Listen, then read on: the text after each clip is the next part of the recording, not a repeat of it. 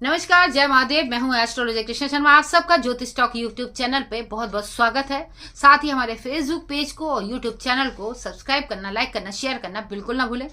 इसके साथ ही आज का जो हमारा टॉपिक है उस पर हम चर्चा करते हैं। शनिवार के दिन और 29 मार्च को शनिदेव मीन राशि में गोचर कर रहे हैं। मीन राशि का द्वितीय चरण प्रारंभ हो जाएगा। उसी से संबंधित आज हम आपके साथ चर्चा करने वाले। यहाँ पर मैं बता दूं कि 29 मार्च को रात्रि में 10:07 पर शनिदेव मीन राशि में आ जाएंगे और कुंभ राशि का अंतिम चरण प्रारंभ हो जाएगा। मकर राशि पूर्णतया मुक्त हो जाएगी 7:30 से और प्रथम चरण जो प्रारंभ होगा वो चलेगा मेष राशि पे। तो यहाँ पर ढैया की बात करते हैं तो ढैया यहाँ पर देखते हैं कि कर्क राशि वालों पे चल रही थी और वृश्चिक पे। इन दोनों को मुक्ति मिल जाएगी 29 मार्च को। इसके बाद अब ढैया प्रारंभ होगी सिंह राशि पे और धनु राशि पे। अब बात करते हैं बाकी राशियों के ऊपर, तो कौन से किस भाव में शनिदेव अपना प्रभाव डाल रहे हैं।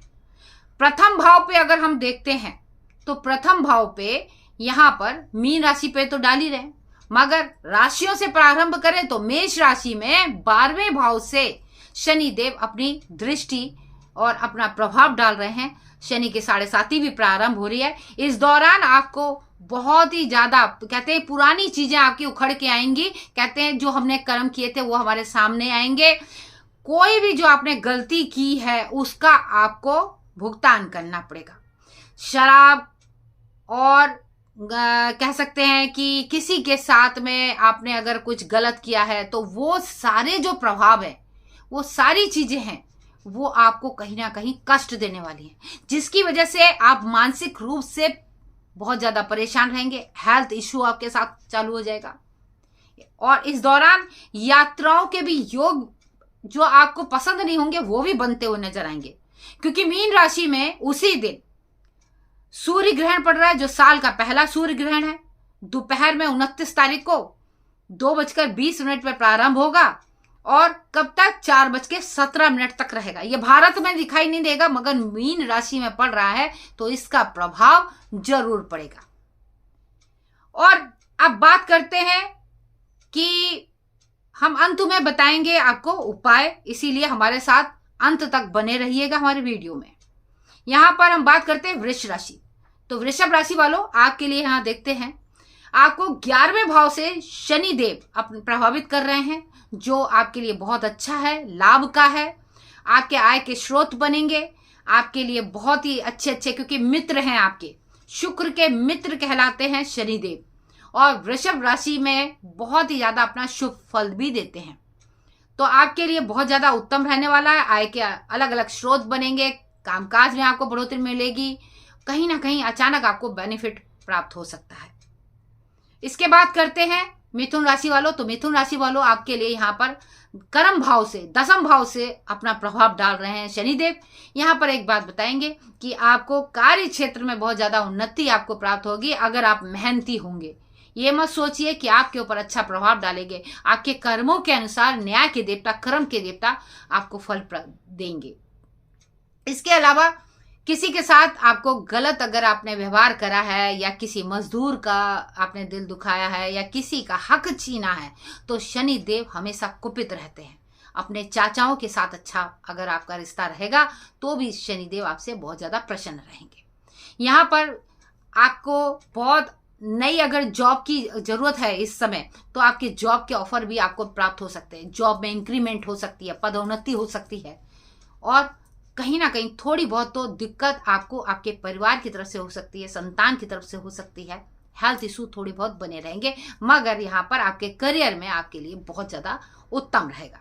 हम बात करते हैं अपनी अगली राशि कर्क राशि वालों। शनि की ढैया आपके ऊपर से उतर रही है, जाते जाते आपको बहुत ज्यादा वरदान दे के जाएंगी, क्योंकि आपने इस 2.5 साल में बहुत कुछ भुगता है, जिसका परिणाम आपने अपने जीवन में देखा होगा कि कौन अच्छा है कौन बुरा है, किसने आपका साथ दिया किसने नहीं दिया।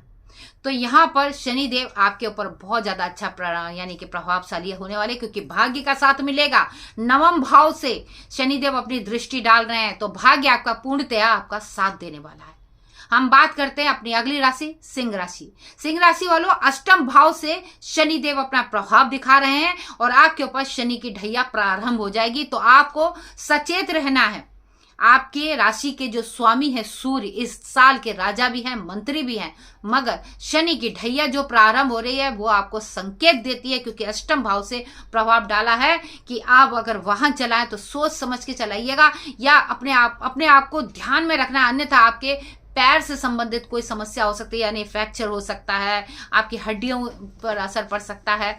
तो आप अगर कोई भी वाहन चला रहे हैं या कहीं चल भी रहे हैं तो अपने स्वास्थ्य पर आपको ध्यान देने की जरूरत है। उपाय मैं आपको आखिरी में अंत में बताऊंगी, इसीलिए कहूंगी फिर से कि वीडियो के अंत तक बने रहिए। अब बात करते हैं अपनी कन्या राशि। कन्या राशि वालों, सप्तम भाव से शनिदेव अपनी दृष्टि आपके ऊपर डाल रहे हैं। तो आपको यहाँ पर बता दें, सप्तम भाव जो आपके जीवन साथी का भी होता है और इसके अलावा सप्तम भाव आपके व्यापार का होता है और पार्टनर का होता है। तो आपके लिए हम बता दें, इस दौरान आपके जीवन साथी के साथ में थोड़ा सा तालमेल कहीं ना कहीं बिगड़ सकता है और आपके व्यापार में भी थोड़ी बहुत जो है दिक्कतें आ सकती हैं। इसके लिए थोड़ा सचेत रहिएगा। हो सकता है आपके जीवन साथी के साथ जो अनबन हो या जीवन साथी कहीं दूसरी तरफ अपना ध्यान दे, जिसकी वजह से क्योंकि आप कहीं ना कहीं अपने जीवन साथी से वाद विवाद करें तो उसका कहीं ना कहीं दिमाग या ध्यान दूसरी तरफ भटक सकता है। और यही चीज आपको, आप व्यापार में अगर आप पार्टनरशिप पे कर रहे हैं तो कोशिश ये करिएगा कि अपने पार्टनर के साथ में आपका तालमेल अच्छा बना रहे, अन्यथा आपको दिक्कत हो सकती है। अब बात करते हैं तुला राशि वालों। तुला राशि वालों, आपके लिए यहां बता दें, शनि देव आपके ऊपर छठी दृष्टि डाल रहे हैं, जो तुला राशि के लिए तो शनि देव बहुत ज्यादा उत्तम है। आपके करियर के लिए, आपके धन के लिए अच्छा रहेगा। कोर्ट कचहरी के केस आपके पक्ष में जीत लेके आएंगे। इसके साथ ही शत्रु जो है कहीं ना कहीं पराजित होते नजर आ रहे हैं। इसके साथ ही आपको बता दें कि झूठी गवाही मत दीजिएगा। इस दौरान अचानक आपको लाभ भी प्राप्त होगा। ससुराल पक्ष से भी आपको बहुत अच्छी खुशखबरी मिल सकती है, लाभ भी प्राप्त हो सकता है, मगर यहाँ पर सचेत रहने की भी जरूरत है। ये नहीं कि अच्छा है सभी के लिए अच्छा है, क्योंकि तुला राशि के कई लोग होते हैं, ये ना सोचे कि हमारे लिए अच्छा है किसी के लिए खराब है। कई लोग जो है ये सोचिए, अगर आप जैसे एक तुला राशि वालों ने मुझसे सवाल किया कि हम तो कोई काम नहीं करते तो हमें किस बात का बेनिफिट होगा। उनके जीवन साथी को बेनिफिट होगा, उनके परिवार में बेनिफिट होगा, क्योंकि उनका भाग्य उस घर से जुड़ा हुआ है। तो कहीं ना कहीं आपकी वजह से आपके जीवन साथी, क्योंकि आप अर्धना यानी कि अपने पति के साथ में जुड़ी हैं तो अर्धांगिनी कहलाती हैं, पति जुड़ा है तो भी अर्धांगिनी कहलाते हैं। तो आप दोनों का भाग्य एक दूसरे से जुड़ता है ना, तो ये मत कहिएगा कि मैं तो कोई काम नहीं करती हूँ तो मुझे कहाँ से बेनिफिट होगा। तो यहाँ पर आपको रोग से मुक्ति प्राप्त होगी, क्योंकि छठे भाव रोग का, ऋण का, यहाँ पर कर्जा भी आपको जो कहीं अगर चढ़ा है तो उससे भी थोड़ी थोड़ी आपको मुक्ति प्राप्त होगी। इसके अलावा यहाँ पर मैं बता दूं कि आपका, अगर हम ये देखते हैं कि अगली राशि जो वृश्चिक राशि की अगर हम बात करते हैं तो वृश्चिक राशि वालों, आपके लिए यहाँ पर शनि देव अपनी जो दृष्टि डाल रहे हैं वो किससे डाल रहे हैं? पंचम भाव से। पंचम भाव संतान का, पंचम भाव आपके सरकारी स्थल पे जो लोग जॉब कर रहे हैं उनका होता है। यहाँ पर आपके लिए शनि की ढैया जो उतर रही है, जाते जाते आपको बहुत बेनिफिट तो देगी, मगर कहीं ना कहीं परिवार और संतान की तरफ से थोड़ा सा मन आपका दुखी हो सकता है। शायद उनकी तरफ से आप थोड़ा सा बहुत ज्यादा परेशान होंगे, दिक्कतें आपको ऐसे लगेगा। संतान के प्रति आपकी जो चिंता है वो आपको कहीं ना कहीं आपके स्वास्थ्य पर असर करती हुई नजर आ रही है। तो थोड़ा सावधानी बरतने की जरूरत है वृश्चिक राशि वालों। अंत में सभी को उपाय बताएंगे, आप कोशिश करिएगा ये उपाय जरूर कीजिएगा, क्योंकि ये जो उपाय है मैं आपको सटीक तरीके से सटीक उपाय बताऊंगी, क्योंकि कोई ऐसा उपाय नहीं जिसकी वजह से आपको नुकसान पहुंचे। अब बात करते हैं अपनी अगली राशि। जी हाँ, क्योंकि अगली राशि में यहां पर मैं बताती हूं कि धनु राशि वालों, यहां पर आपके ऊपर जो प्रभाव है, देखिए सिंह राशि जैसे वृश्चिक राशि से तो उतर रही है, मगर धनु राशि पे ढैया प्रारंभ हो रही है। आपकी राशि के ऊपर जो शनि देव है अपना जो प्रभाव डालेंगे वो आपके करियर से संबंधित, आपके घर परिवार में भी हो सकता है किसी के साथ में अनबन, लड़ाई झगड़े, या चाचा के साथ में कुछ ना कुछ इस तरीके का प्रभाव दिखता है। आपके काम काज को लेकर थोड़ा सा बोझ आपके ऊपर आ सकता है। 2.5 साल में आपका बहुत ज़्यादा कहीं ना कहीं दिमाग एकदम ऐसा हो जाएगा उथल पुथल कि आप परेशान हो सकते हैं। आपकी जो सिंबल है धनुष, वो कहीं ना कहीं आपका वाण का यानी कि धनुष के जो वाण हैं वो कहीं ना कहीं किसी को चुभ सकता है। तो इसीलिए वाणी पे संयम रखिएगा। किसी को भी कुछ भी उल्टा सीधा अगर आप बोलेंगे तो उसका आपको उल्टा प्रभाव दिखाई देगा। संयम रखने की जरूरत है 2.5 साल तक। धर्म कर्म की तरफ अपना पूरा ध्यान रखिए, अन्यथा आपको कष्ट हो सकता है। अब बात करते हैं अपनी अगली राशि मकर राशि। तो मकर राशि वालों, आपके लिए यहाँ बता दें कि आपके लिए कैसा अपना प्रभाव लेके आ रहे हैं। अच्छा ये भी बता दें धनु राशि वालों, चतुर्थ भाव से आपके ऊपर शनिदेव अपना प्रभाव तो डाल रहे हैं, तो कहीं ना कहीं आपका मकान के जो थोड़ा सा कहीं जो अगर मकान बना रहे हैं, अच्छा अगर शनि प्रभाव अच्छे दे रहा है आपकी कुंडली में, तो मकान का योग भी बन सकता है। आप मकान भी बना, प्रॉपर्टी खरीद सकते हैं। माँ की हेल्थ जरूर खराब होती हुई नजर आ रही है। माँ के प्रति थोड़ा सचेत रहने की जरूरत है। मगर यहाँ पर आपको चतुर्थ भाव की बात करते तो वाहन थोड़ा सावधान होकर चलाइएगा। वाहन खरीदने के योग भी बन रहे हैं, मगर वाहन सावधानी से चलाएंगे तो आपके लिए अच्छा रहेगा। स्वास्थ्य पर भी असर हो सकता है। तो अब बात करते हैं अगली राशि यानी कि मकर राशि। मकर राशि वाले तृतीय भाव से शनिदेव अपना प्रभाव आपके ऊपर डाल रहे हैं और शनि की जो 7.5 आपके ऊपर से उतर रही है। आपके अंदर एक आत्मबल, जोश इस तरीके का रहेगा कि आप हर कार्य क्षेत्र में अपने आप को बहुत ही अच्छे तरीके से एक लीडरशिप की तरीके से काम करते हुए नजर आते देखेंगे। आपको हर जगह से अपॉर्चुनिटी मिलेगी। आपके रुके हुए कार्य बनेंगे, क्योंकि 7.5 आती जब है तो आपको बहुत कुछ सिखा के जाती है। किसी के साथ में शनिदेव अन्याय नहीं करते हैं। न्याय के देवता, कर्म के देवता आपको कुछ ना कुछ सिखा के जाते हैं। इस दौरान आपके पैर में बहुत समय से दर्द भी रहा होगा, वो पैरों का दर्द, कमर का दर्द वो दूर होता हुआ, तलवों का दर्द भी दूर होता नजर आ जाएगा। और जाते जाते कहते हैं कि 3 महीने थोड़े लगेंगे। अचानक तो आपको फल नहीं प्राप्त होगा, मगर 3 महीने में आपको रिजल्ट देखने को प्राप्त होगा। यानी कि मान के चलिए मई जून में आपको बहुत अच्छे रिजल्ट प्राप्त हो जाएंगे।